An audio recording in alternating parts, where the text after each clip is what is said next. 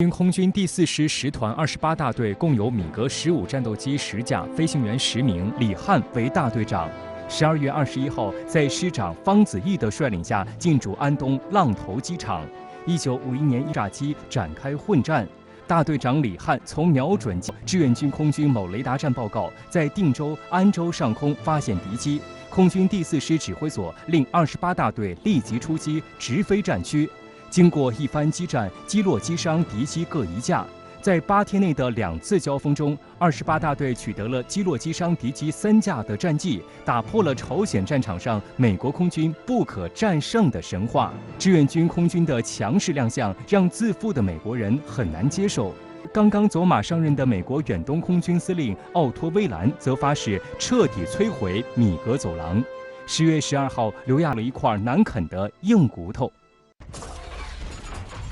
米格走廊是抗美援朝战争时期的一个历史名词，是美国空军对朝鲜北部清川江至江界一带由志愿军空军及友军空军掌握局部制空权的区域的称谓。在抗美援朝战争中，志愿军空军与友军空军的米格15战斗机与美国空军及其盟友空军各式战机、轰炸机在米格走廊发生了很多次激战，这是历史上第一次出现大规模喷气式飞机交战的地方。米格走廊也被视为喷气式飞机空战的发源地。志愿军空军及友军驾驶米格15战斗机在米格走廊击落了大量美军飞机，包括美军的 B-29轰炸机，由于损失惨重，在1951年10月28号以后取消了在白天进行大机群战略空袭的做法，改为在夜间以小编队进行战术空袭，这就使得地面上的志愿军后勤运输线压力大为减小。不过，米格15在空中的主要对手还不是机动性笨拙的 B-29轰炸机，而是美国空军的 F-86战斗机和 F-80、F-84战斗轰炸机。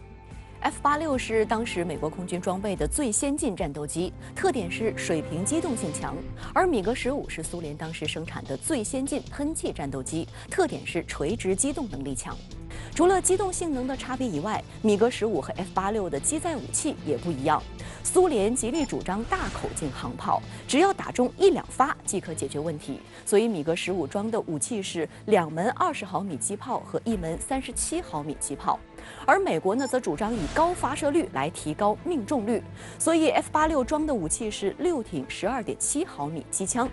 相关试验证明，口径是硬道理。20毫米炮弹可在机体上产生直径0.4米的洞，30毫米炮弹则可将机体打出一个直径1到1.5米的大洞。可想而知，米格15的23和37毫米机炮在口径上比20和30毫米机炮更大，威力自然也更大，只需命中1到2发就可以将 F-86击毁。而 F-86的6挺12.7毫米机枪虽然射速可达每分钟1250发，但对以坚固耐用著称的米格15毁伤效果却不如人意。在抗美援朝战争中，米格15曾创下身中几十发12.7毫米机枪弹而安全返航的记录，被称为空中坦克。志愿军飞行员在空战中不仅发扬米格15强大火力，还采用美军最害怕的对头攻击战术，也就是正面迎着敌机机群冲上去，3炮齐射。这就是美军惊叹的志愿军空中拼刺刀的战法。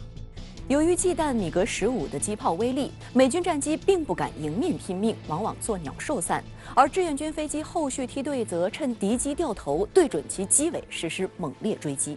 到了抗美援朝战争中后期，在米格走廊屡屡吃亏的美国空军收起了对志愿军空军的轻视，开始在空战中采用经过无数次战火锻炼的编队拉夫伯雷圆圈阵。其特点呢，就是多架战机首尾相连，连成一个大圆圈。圆圈中的前一架战机被攻击时，后面的战机就可以立刻上来支援，进行摇尾。对此，志愿军空军经过集思广益，找到了克制圆圈阵的战法，即充分发挥米格15垂直机动性能强的优势，频频爬高站位，俯冲攻击，将敌人的圆圈阵打乱，再寻找机会各个攻破。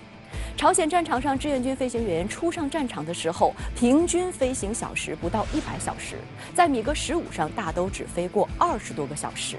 美国空军飞行员大都参加过2战，平均的飞行小时达到1000小时以上，甚至2000到3000小时的王牌飞行员也比比皆是。然而，初生牛犊不怕虎的志愿军空军却有着大无畏的战斗精神，敢于空中拼刺刀，还十分善于总结和学习，发展出了一域多层4-4制的经典空战战术原则，从而将米格走廊的制空权牢牢掌握在自己手中，使得美军飞行员谈起米格走廊也胆战心惊。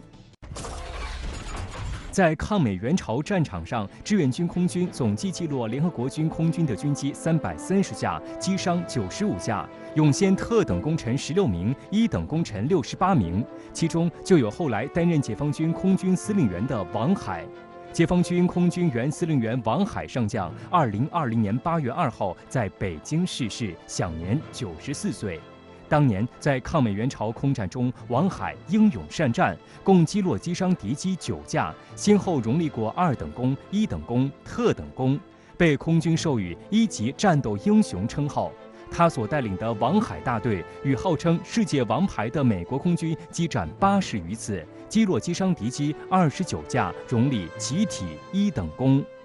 共产党培养我当飞行员，我没给中国人丢人。我就是凭着勇敢，勇敢不怕死。你现在干个什么事儿不勇敢就不行。你飞行员你怕死呀，那当飞行员。